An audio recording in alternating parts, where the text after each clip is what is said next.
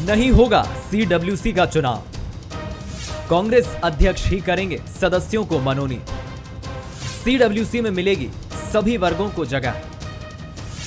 महाधिवेशन के पहले दिन बड़ा फैसला। छत्तीसगढ़ के नवा रायपुर में कांग्रेस के महाधिवेशन के पहले दिन बड़े फैसले लिए गए। स्टीयरिंग कमेटी की बैठक में यह तय हुआ कि अब CWC का चुनाव नहीं होगा। फैसला लिया गया है कि कांग्रेस अध्यक्ष ही सदस्यों को मनोनीत करेंगे और कांग्रेस वर्किंग कमेटी में दलित, अल्पसंख्यकों, OBC सहित सभी वर्गों को जगह मिलेगी।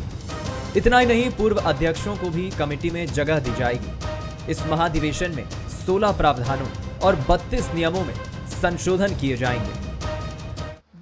कमजोर वर्गों के लिए, युवाओं के लिए, महिलाओं के लिए, दलितों के लिए, आदिवासियों के लिए, OBC के लिए और अल्पसंख्यक के लिए हमारे पार्टी के संविधान के प्रावधानों में ही उनका प्रतिनिधित्व हम सुरक्षित कर रहे हैं। कांग्रेस के पूर्व प्रेसिडेंट, संगठन के प्रेसिडेंट, उनको भी कांग्रेस वर्किंग कमेटी में प्रतिनिधित्व मिलेगा।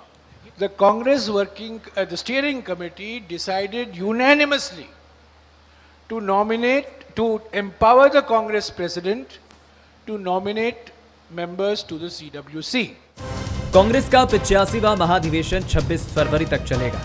इसमें आगामी चुनाव को देखते हुए कांग्रेस रणनीति तैयार करेगी। उन मुद्दों पर भी चर्चा की जाएगी जो कांग्रेस के लिए फायदेमंद हो। हालांकि कांग्रेस के इन फैसलों पर बीजेपी का क्या कहना है, ये भी सुन लीजिए।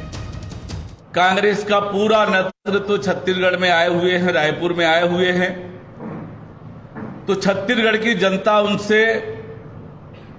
जानना चाहती है, प्रश्न पूछना चाहती है कि जो आप वादे कर गए थे, उन वादों का हिसाब लेकर आए हैं कि नहीं आए हैं, उन वादों का हिसाब दें।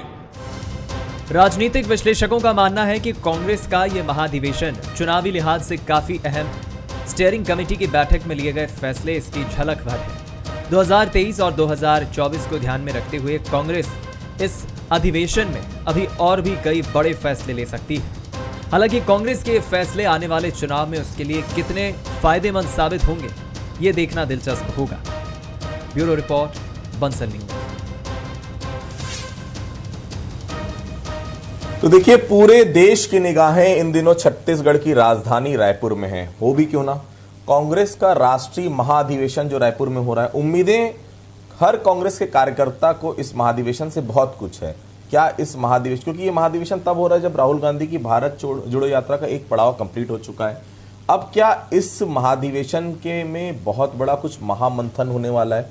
क्या क्या चीजें निकल कर आएंगी, अलग अलग सरगर्मियां। लेकिन देखिए, एक जो उम्मीद थी आम कांग्रेस कार्यकर्ता में कि CWC के जो मेंबर्स हैं उनका जो चुनाव है वो कहीं ना कहीं चुनाव मतलब वोटिंग के माध्यम से हो, लेकिन बहुत साफ जयराम रमेश ने कह दिया है वोटिंग नहीं होगी, मनोनयन होगा। मतलब फिर वही बात, वही पुराने चेहरे, वही चेहरे जिनके ऊपर अभी तक ये दारोमदार था कि जिनके चलते कांग्रेस लगातार पिछड़ते जा रही है, उन्हीं को मौका फिर से मिलेगा। अब ऐसा क्यों हो रहा है? दूसरी महत्वपूर्ण चीज ये भी निकल कर आ रही कि राहुल गांधी इस अधिवेशन के बाद उनका नया स्वरूप पार्टी में देखने को मिल सकता है। हर बार कहा जाता है, उम्मीद है कि इस बार निश्चित तौर पर भारत जोड़ो यात्रा की जिस प्रकार से सफलता मिली है, जिस प्रकार से नए नए आयाम गढ़े इस यात्रा ने, कुछ नया निकल कर आए। लेकिन अभी सब कुछ गर्भ के गृह में। लेकिन एक बात बहुत साफ है, चुनाव नहीं होना कहीं ना कहीं ये बताने के लिए पर्याप्त है। और आम का, जैसे आज हमने पृथ्वीराज जी से बात की, उनका साफ तौर पर कहना चुनाव होना चाहिए। आम कांग्रेस कार्यकर्ताओं से बात की, उनका कहना है चुनाव होना चाहिए। जब उन्होंने कहा चुनाव होना चाहिए तो फिर चुनाव क्यों नहीं हुआ? जयराम रमेश ने एक बात बहुत साफ की कि 50% लोग चाहते थे चुनाव हो, 50% चाहते थे कि चुनाव ना हो।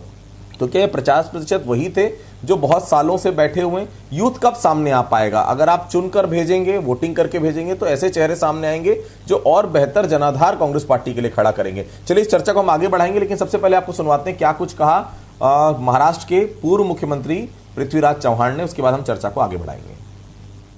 हमारी तो मानना था कि चुनाव से पार्टी मजबूत होती है, लेकिन पता नहीं ऐसे क्यों सोचा है, अभी अधिकृत रूप से हमें नहीं बताया गया।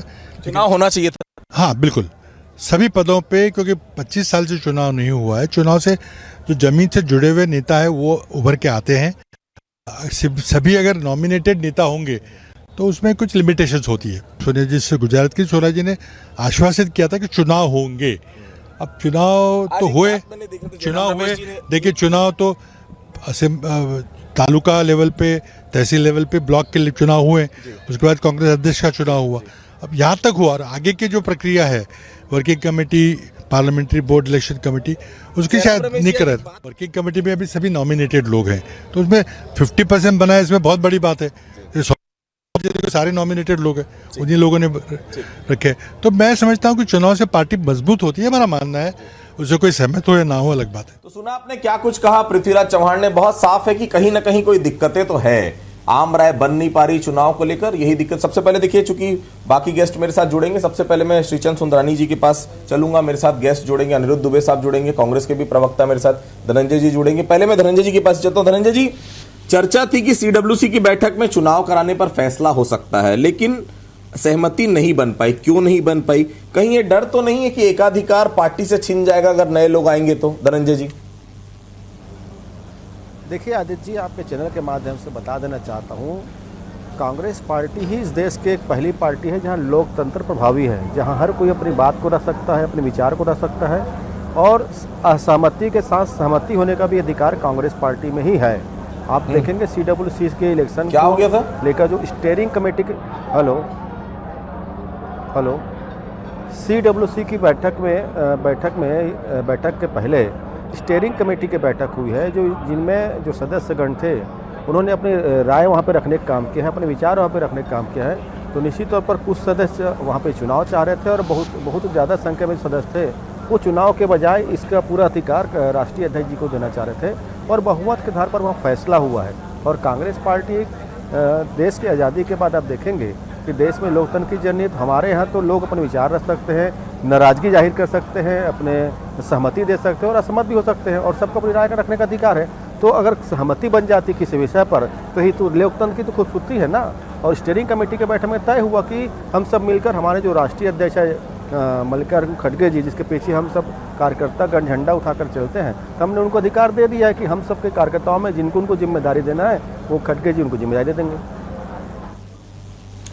लेकिन धनंजय जी, आज जिन जिन कार्यकर्ताओं से बात हुई, पृथ्वीराज चौहान साहब बहुत बड़ा नाम, देखिए महाराष्ट्र के पूर्व मुख्यमंत्री रह चुके हैं, पीसी शर्मा जो पूर्व जनसंचार मंत्री रह चुके हैं, जनसंपर्क मंत्री मध्य प्रदेश, उनका भी ये कहना था कि चुनाव होता तो हम बेहतर स्थिति में होते, वो लोग चुन कर आते जिनका जनाधार है, और उनको अगर आगे बढ़ाएगी पार्टी तो पार्टी के लिए आने वाले समय में बहुत अच्छा रहेगा 2024 के आम चुनाव में। क्या ऐसा नहीं लगता धनंजय जी कि आप जैसे लोग जो लगातार मेहनत करते हैं, चुनकर अगर ऐसे लोग पहुंचेंगे सीडब्ल्यूसी में तो शायद कांग्रेस की स्थिति बेहतर होगी आज से? धनंजय जी, देखिए, मैंने ना सीडब्ल्यूसी के इलेक्शन को लेकर जो स्टीयरिंग कमेटी की बैठक हुई, वहाँ बहुत सारे सदस्यों ने चुनाव कराने की बातें वहाँ पर रखी, विचार भी अपने प्रकट किए हैं, और बहुत सारे सदस्यों ने चुनाव नहीं होनी चाहिए और इसका अधिकार आदरणीय अध्यक्ष जी को देने की बात कहें तो स्वाभाविक सी बात है वहाँ पे दोनों प्रकार के विचार आए हैं। उसके बाद जो बहुमत है जिसमें संख्या ज़्यादा थी, तो सभी ने सर्वसम्मति से बात को तय किया है कि अगर सारे सदस्य चाहते हैं कि सीडब्ल्यूसी के जो चयन के लिए राष्ट्रीय अध्यक्ष जी को अधिकृत कर दिया जाए, ये तो इस संगठन की खूबसूरती है ना। वहाँ पे भी सारे लोगों ने अपनी बात रखने का काम किया है, कुछ लोग सहमत थे, कुछ लोग असहमत थे, और यही तो कांग्रेस पार्टी की लोकतंत्र है। और हम तो सब कार्यकर्ता आदरणीय श्री खड़गे जी के पीछे झंडा उठाकर चलते हैं, और हमने अपने अध्यक्ष जी को सारे अधिकार दिए हैं। स्वाभाविक बात, हम कार्यकर्ताओं की सहमति है, हमारे नेताओं की सहमति है, उसके आधार पर ही चीज़ें तय हुई वहाँ पर। ठीक है श्रीचंद जी, कांग्रेस सीडब्ल्यूसी का चुनाव कराए या मनोनयन, फर्क क्या पड़ रहा है? आपकी पार्टी को बड़ी दिक्कत हो रही है, आपके नेता लगातार इस पर प्रतिक्रिया दे रहे हैं। भाई आप याद कर लीजिए, जेपी नड्डा का चुनाव हुआ था कि जेपी नड्डा का वैसी एक्सटेंशन मिल गया था, थोड़ा याद करिए सुंदरानी साहब। देखिए आदित्य जी, मैं आपको बता दूं, भारतीय जनता पार्टी में 1980 में भारतीय जनता पार्टी का गठन हुआ, तब से मैं प्रक्रिया देख रहा हूँ, और लगभग मंडल से लेकर चुनाव होता है। ये अलग बात है कि चुनाव में कोई प्रत्याशी न खड़ा हो तो वो सर्वसम्मति से हो जाता, लेकिन चुनाव की प्रक्रियाओं से हम गुजरते हैं। कांग्रेस पार्टी का अंदरूनी मामला है, वो चुनाव कराए या न कराए। अभी मैं धनंजय ठाकुर जी से की बात सुन रहा था कि कांग्रेस पार्टी में प्रजातंत्र जीवित है, लोकतंत्र जीवित है। कभी कांग्रेस पार्टी का लोकतंत्र से दूर दूर का नाता नहीं रहा, कभी नहीं रहा। आपातकाल भी हमने देखा है, और ये संगठन की बात करते हैं, संगठन तो इनका है ही नहीं, संगठन के आधार पे चलता नहीं, नेता बेस पार्टी है इनकी। और ये चुनाव संगठन के बीच में कराएंगे, कैसे करा पाएंगे, संभव ही नहीं था। ये नाटक कितना भी कर ले। अब मैं आऊंगा जो यहाँ पे राष्ट्रीय अधिवेशन छत्तीसगढ़ में हो रहा है, बड़ा ढोल पीटा जा रहा है कि बहुत बड़ा सम्मेलन का वह ये किया, इससे परिवर्तन की बात होगी और देश की रणनीति बनेगी, राज्यों की रणनीति। 500 करोड़ रुपया गरीब जनता का, छत्तीसगढ़ की गरीब जनता की गाड़ी कमाई का इन्होंने सम्मेलन पे खर्च किया है। आदित्य जी, आज ये 500 करोड़ रुपए से कितना बड़े लोगों का भला हो सकता था। डेटा दे रहे हैं सुंदरानी साहब, 500 करोड़ बताइएगा भाई कहां कहां खर्चा हुआ। सुंदरानी साहब से मिल लीजिएगा। चलिए मैं आगे बढ़ूंगा, मेरे साथ अनिरुद्ध जी भी जुड़े। अनिरुद्ध जी, इस अधिवेशन के पहले दिन आपने देखा क्या, किस टाइप का आज पूरा दिन का निकला समय? क्या ये वाकई में अधिवेशन जो है चुनावी चुनौतियों के लिए बना, ऐसा लगता है आपको? और कांग्रेस के लिए क्या 2023-2024 के लिए कितनी बड़ी चुनौती है जो इस सम्मेलन के बाद, महासम्मेलन के बाद नजर आएगी? अनिरुद्ध जी, देखिए, जो आप बात कह रहे हैं वो उसको तो कांग्रेस राष्ट्रीय अध्यक्ष जो मल्लिकार्जुन खड़गे जी, उन्होंने खुद आज अधिवेशन में स्वीकार किया। उन्होंने कहा है कि ये महाधिवेशन जो है आधा दर्जन विधानसभा चुनाव और उसके बाद 2024 के लोकसभा चुनाव की पृष्ठभूमि है और ये हमारे लिए बड़ी चुनौती है। और साथ में ये भी कहा कि बड़ा अवसर भी, तो वो इसको चुनौती भी मान रहे हैं और अवसर भी। ये बात तो वहां पर जो है निकल कर आई है। फिर उन्होंने वो राहुल गांधी जी की जो है भारत जोड़ो यात्रा का भी उल्लेख किया और उन्होंने कहा कि इसमें मूल बात जो रही पदयात्रा में महंगाई, बेरोजगारी और आर्थिक मुद्दों पर रही। इससे जागरूकता आई है और इस चीज को हमको आगे भी बढ़ाना है। और अभी आपकी देखिए बात चुनाव की हो रही थी, CWC चुनाव की, जो वहां पे मैं इस बात को सुन रहा था। मेरा आपने एक उल्लेख किया कि जयराम रमेश जी ने कहा है कि 50% लोगों का मत है कि चुनाव होना चाहिए और 50% लोगों का मत है कि चुनाव नहीं होना चाहिए। तो फिर इसमें बहुमत कहाँ है? बात तब होती है अगर 70 और 80 का आंकड़ा इधर होता कि चुनाव नहीं होना चाहिए और कहीं उधर लोग कहते कि चुनाव होना चाहिए। बात तो यहाँ पे बराबर की है और शायद यही ध्यान रखते हुए, इसी को नोटिस में लेते हुए पृथ्वीराज चौहान जी जो महाराष्ट्र के पूर्व मुख्यमंत्री हैं, उन्होंने कहा कि चुनाव होना चाहिए। और आपने PC शर्मा जी का भी उदाहरण दिया। आपने एक बात यूथ की भी की है आदित्य जी।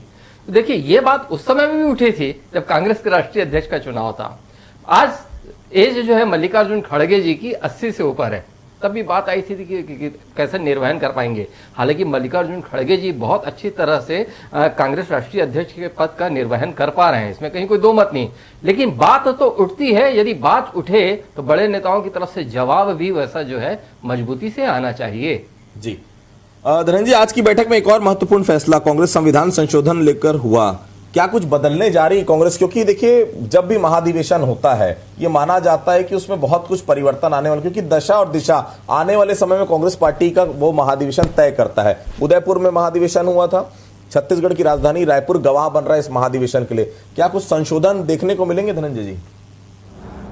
निश्चित तौर पर जिस प्रकार से संविधान में संशोधन होंगे, 16 प्रावधानों पर और 32 जो नियम हैं उसमें संशोधन करने का प्रस्ताव बना हुआ है। तो निश्चित तौर पर कांग्रेस पार्टी में संविधान में संशोधन जो होगा उसका प्रभाव संगठन में भी दिखेगा और हमारे विंग्स में भी दिखेंगे। उसके साथ साथ जो देश को हमारे संविधान के अधिवेशन के माध्यम से जो संदेश जाएगा, जैसे 9 साल से नरेंद्र मोदी की सरकार ने इस देश को तबाह करने का काम किया है, देश की अर्थव्यवस्था गर्त पर चली गई, किसानों के साथ वादा खिलाफी करना भारतीय जनता पार्टी का चरित्र सा बन गया है, युवाओं को धोखा देना इन सरकार की नीतियाँ बन गई है। और सरकार के सबसे बड़ी आप उपलब्धि देखेंगे नरेंद्र मोदी सरकार की कि गरीब जनता के ऊपर टैक्स लगाना और देश के संपत्ति को 2 लोगों को सौंपना, इससे देश की जनता व्यथित है। देखेंगे 7 लाख करोड़ का अडानी का फ्रॉड सामने आया हुआ है। और अभी मैं सुंदरानी जी को सुन रहा था, मुझे तो बीजेपी का इतना खौफ सता रहा है कि आप हर बात में बीजेपी को कोसते हो। तो सुंदरानी जी 7 लाख करोड़ का फ्रॉड है अडानी का, 7 लाख करोड़ का फ्रॉड अडानी का, मोदी जी का संरक्षण में। तो भारतीय जनता पार्टी तो अडानी के आजू बाजू चलने वाली पार्टी है, ये क्या जानेंगे लोग? अरे अभी 2 दिन में कुछ कांग्रेस के कुछ करने वाले हो कि नहीं करने वाले हो, ये बताओ। ये तो रोज के बयान है आपके, ये तो आपके मैं पिछले एक साल देश की सबसे बड़ी समस्या है। ये अभी कांग्रेस का सबसे बड़ी समस्या है, कोई उपलब्धि लाएगा क्या? लाएगा ना। अडानी को जो फ्रॉड है वो जनता को भी उजागर होगा। राहुल गांधी जी जवाब देंगे क्या? 36 वादे में 30 वादे पूरे नहीं हुए, 6 वादे भी पूरे नहीं कर पाए। देश को कैसे बर्बाद किया, इस पर चर्चा होगी और मोदी ने देश को कैसे गर्त में डाला, इस पर चर्चा होगी। और भारतीय जनता पार्टी ने किस प्रकार से किसानों को धोखा दिया, किस प्रकार से युवाओं को धोखा दिया, किस प्रकार से देश की जनता मोदी सरकार की नीतियों से महंगाई से पीड़ित है। एक रटा है आपका डिबेट रहता है हमेशा, आएगा ना बयान आएगा ना हमेशा। धनंजय जी यही शब्द रहते हैं आपके। धनंजय जी रटा बयान मत दिया करिए भाई, सुंदरानी साहब को तकलीफ हो रही, थोड़ा नया बयान दिया करिए। सुंदरानी साहब से मिल लेना बाद में। सुंदरानी जी सुनिए ना, मैं ये 500 करोड़ जो खर्च किए ये कहां से हुए भैया? सुन लीजिए ना, सुनिए ना, अगर इस अधिवेशन में 1 रुपए भी खर्च, बता रहा हूँ, इस अधिवेशन में अगर 1 रुपए खर्च हो रहा है तो कांग्रेस के कार्यकर्ताओं के द्वारा मदद से हो रहा है। ये भारतीय जनता पार्टी नहीं है जो अडानी के दलाली करके कोई कार्यक्रम करेंगे, ये भारतीय जनता पार्टी नहीं है जो अडानी के गुलामी करके कार्यक्रम करेंगे। तो अडानी के दलाली और अडानी के गुलामी करने वाले हमारा बात ना करें। अडानी के गुलामी और अडानी के दलाली करने वाले लोग ना हमारे अधिवेशन के खर्चे पर चिंता ना करें। कांग्रेस के एक कार्यकर्ताओं ने इस अधिवेशन में अपनी मेहनत दिया है, अपने अर्थ दिया, अपनी ताकत दिया है, और अडानी के दलाली और गुलामी करने वाले बैठे हुए। बलौदाबाजार में दुर्घटना हुई, सहायता राशि राज्य से पहले केंद्र ने घोषित कर दी। ये पहली बार देखने को मिला है, इसके पहले मैंने नहीं देखा ऐसा अमूमन छत्तीसगढ़ में, इसके पहले कभी देखने को नहीं मिला है। क्या ये दुर्घटना हुई, केंद्र की अचानक सक्रियता बढ़ गई सुंदरानी साहब, क्योंकि आज राष्ट्रीय महाधिवेशन छत्तीसगढ़ में होने वाला है, ये बड़ा कारण तो नहीं था सक्रियता बढ़ाने का केंद्र का? इसके पहले तो कभी सक्रिय नहीं दिखी केंद्र। हमारी पार्टी की सरकार, हमारे पार्टी के नेताओं में संवेदनाएं हैं और ऐसी घटनाएं, दुर्घटनाएं होती है, भारतीय जनता पार्टी बढ़ चढ़कर उसमें हिस्सा लेती है। ये वो जेल के बाहर है और मोदी सरकार में मंत्री, उनके पिता, कैसी संवेदना है आपकी? सुंदरानी जी, जो मोदी योगी सरकार में जो भाजपा के नेता ने किसानों को कुचलकर जो हत्या की, वह जेल के बाहर में है और उनके पिता मोदी सरकार में मंत्री हैं। आपकी संवेदना नहीं है, आपका स्वार्थ है, क्योंकि 2023 में छत्तीसगढ़ में इलेक्शन है और जहां जहां इलेक्शन होते हैं वहां मोदी जी उदारता दिखाते हैं। इसके पहले कभी ऐसी घटना हुई नहीं। अनिरुद्ध जी, मैं 2 मिनट कमेंट लेना चाहूंगा अनिरुद्ध जी का। अनिरुद्ध जी, ऐसी कोई घटना आपने देखी इसके पहले कि छत्तीसगढ़ सरकार, यहां पर भाटापारा में एक्सीडेंट होता है, 11 लोग निश्चित तौर पर उनका दुखद निधन होता है, राज्य सरकार के पहले केंद्र सरकार ने सहायता राशि जारी कर दी, केंद्र सरकार के बाद जस्ट डबल राज्य सरकार ने जारी कर दी, ये क्या अधिवेशन का असर था अनिरुद्ध जी? निश्चित रूप से देखिए, आपने जो कहा, और मैं पहली लाइन जब ये खबर आई कि केंद्र सरकार ने सहायता राशि की घोषणा की, तो मैं थोड़ा सा सोच पड़ गया कि कहीं कुछ मैं उलझ तो नहीं रहा हूं, कहीं कुछ पढ़ने में समझने में गलती तो नहीं हो रही है। लेकिन बाद में बहुत ध्यान से पढ़ा तो वो केंद्र सरकार की सहायता राशि थी। फिर कुछ मिनटों बाद फिर भारतीय जनता पार्टी के नेताओं का बयान आना शुरू हुआ। देखिए मतलब कितना संवेदनशील मामला है। केंद्र सरकार ने तो सहायता राशि भी घोषित कर दी, प्रदेश सरकार भी करे, छत्तीसगढ़ की सरकार भी करे, अधिवेशन के जो वहां से, फिर बाद में पता लगा कि छत्तीसगढ़ की सरकार से भी हुआ। और यही नहीं, कल जैसे पवन खेड़ा जी की वहां पे एयरपोर्ट में इस तरीके से रोका जाना, फिर उनकी सुप्रीम कोर्ट से अंतरिम जमानत, मतलब ये अभी मुझे लग रहा है कि पूरा जो देश का जो है मीडिया और पूरा देश में पूरे इसी विषय पे मैक्सिमम लोगों का ध्यान केंद्रित हो गया है, क्योंकि महाअधिवेशन और सब चीजें कहीं ना कहीं महाअधिवेशन से जुड़ी नजर आ रही है। जी, ये महाधिवेशन में आज चुनाव को चुनौती के साथ साथ एक अवसर के तौर पर भी आपके राष्ट्रीय अध्यक्ष ने कहा है कि चुनाव चुनौती भी और अवसर भी है। धनंजय जी, ऐसा क्या कुछ होगा कि इस महाधिवेशन में कोई संजीवनी मिलेगी कांग्रेस के लिए कि 2024 में नैया पार हो जाएगी कांग्रेस की? क्या कुछ 2024 के चुनावी नजरिए से क्या होने क्या जा रहा है? ऐसा आपको लग रहा है कि 2024 में सरकार आ जाएगी इस महाधिवेशन के बाद? धनंजय जी, जिस महाधिवेशन में 5 विषय पर चर्चा होगी। एक है विदेश मामले पर चर्चा होगी, किस प्रकार से मोदी सरकार विदेश मामले में पूरी तरीके से फेल और नाकाम हो चुकी है। एक चर्चा होगी युवा और उनके रोजगार के विषय में। आज मोदी सरकार के गलत नीतियों के चलते किस प्रकार से बेरोजगारी का गंभीर संकट देश पर चल रहा है। 45 साल पुराने हाल पर देश खड़ी हुई है। युवा जब रोजगार मांगते तो मोदी सरकार और भाजपा के जो नेता हैं युवाओं को देशद्रोही, टुकड़े टुकड़े गैंग और न जाने कितने प्रकार से आरोप लगाते हैं। एक चर्चा होगी किसानों पर और कृषि पर, क्योंकि किसानों की जो माली हालत 9 साल में जो खराब करने का नरेंद्र मोदी की सरकार ने किया है, और किसानों से वादा किया गया था केंद्र में बैठी सरकार के द्वारा कि 2022 में उनकी आय दोगुनी कर दी जाएगा। आय तो दोगुनी नहीं हुई, किसानों की हालत बद से बदतर हो चुकी है। और एक विषय है अर्थव्यवस्था की, समर्थन मूल्य कितना बड़ा, 55 लाख करोड़ का कर्जा हो चुका है, 9,55,000 करोड़ का खर्चा हो चुका है। समर्थन मूल्य कितना बड़ा धान का, और 55 साल में मात्र 410 बढ़ाया आपने, और 15 साल कांग्रेस पार्टी ने बढ़ा के दिया। 1310 रुपए कांग्रेस पार्टी ने किया। आप किसानों को 400 रुपए देकर पेट्रोल में किसानों से 800 रुपए लेते हैं, समर्थन मूल्य था, पेट्रोल में 800 रुपए लेते हैं। आप खाद बिल पर टैक्स लेते हैं, किसानों की फसल आप खरीदना नहीं चाहते, अडानी के साथ खड़े हुए हैं। आप क्या बात करेंगे? किसानों को आपने समर्थन मूल्य दिया, किसानों को आप टैक्स बढ़ाकर लूट रही नरेंद्र मोदी की सरकार। खाद बिल पर काफी समय के बाद एकजुट नजर आ रही है। बीजेपी के लिए मोदी मिशन खतरे में तो नजर नहीं आ रहा है, क्योंकि इससे पहले छत्तीसगढ़ में भी कांग्रेस से आपको पार पाना होगा, क्योंकि 2023 का पहला चुनाव है जहां पर स्थिति भारतीय जनता पार्टी की अभी तक जो है वो सही नहीं दिख रही है। ये अधिवेशन का अंदाज भाजपा के अंदर कितनी चुनौतियां बढ़ाने वाला लग रहा है आपको महाधिवेशन के बाद? भारतीय जनता पार्टी के लिए आदित्य जी बिल्कुल चुनौती नहीं है। यहाँ तो इनकी जमीन खिसक चुकी है, यहाँ पे इनकी सरकार जाने वाली है। कैसे भी आनंद फानंद सरकार बच जाए, इसके लिए ये 500 करोड़ रुपए का सम्मेलन यहाँ किया जा रहा है ताकि जनता में एक संदेश दिया जा सके। तो भारतीय जनता पार्टी की सेहत पे कोई असर नहीं होना। यहाँ सरकार बनाएंगे छत्तीसगढ़ में, निश्चित रूप से। तभी ईडी गली गली घूम रही क्यों डरते हो ईडी से? अरे ईडी से डरते क्यों भाई? क्यों ना डरे? नरेंद्र मोदी से पूरा देश डर रहा है।